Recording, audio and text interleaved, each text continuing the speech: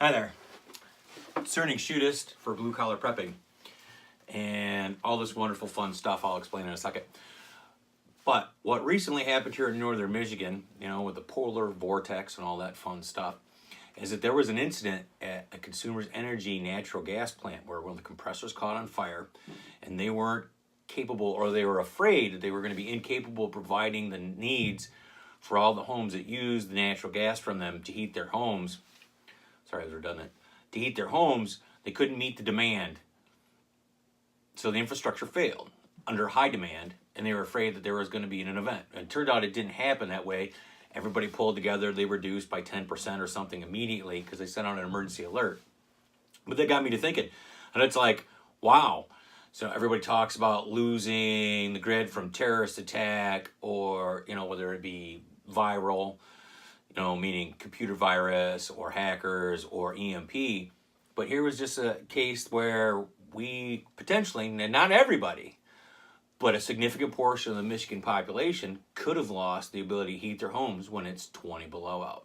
So let's think about that. And I'm going to explore that here in the next few weeks. I got to get some things together because it made my brain working. So if you have any ideas, please, comment below because I'd like to hear them.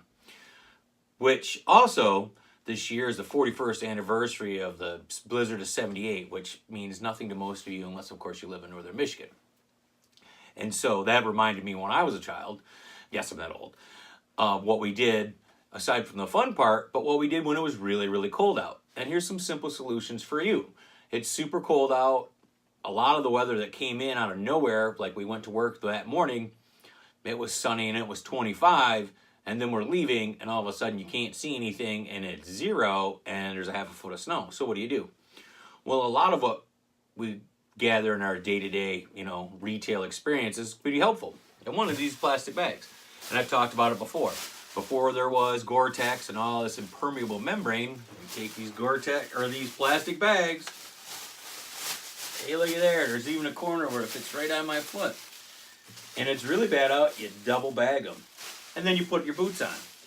The great thing about that is that now, not only does it keep the water out, but it also actually helps you seal the heat in because moisture is not permeating through this.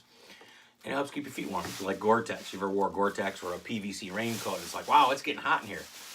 Same principle applies. And these are free, folks. So you can even go to any retail place and say, hey, can I have a couple? Keep them in your dress drawer. They roll them up tight, put them in a pocket. Coat pocket, purse, backpack, what have you. This time of year, can really save you. And in the same vein, not everybody's got a box full of space blankets. You can get 4 or 5 of them from many places for like 20 bucks or a couple bucks a piece to $4 a piece. However, for $4,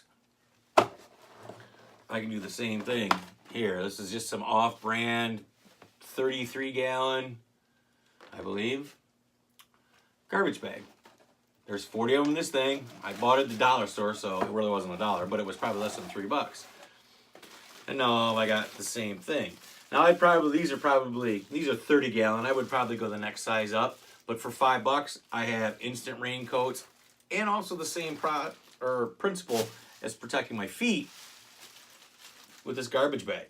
So I cut a hole in it, cut some armholes in it, and now all of a sudden I have that extra warmth. If I get caught in a car or I get caught at work and all of a sudden I don't have any gas, natural gas infrastructure is done, so I'm not getting any heat. I got to stay warm until help arrives. Double bag a couple of these.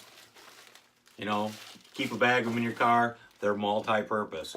If you have children, believe me, they're multi-purpose. And then you got them in the car already as you do these.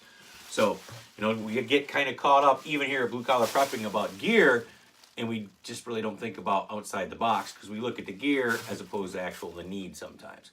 And I'm as guilty as that as anybody if you could see the rest of my room. Goodness sakes. So anyway, next week, we're going to talk about some alternatives you can have, whether you live in an apartment, you live in a home, what have you, to heat your house, at least keep you warm, at least for a couple of days. And, an emergency situation.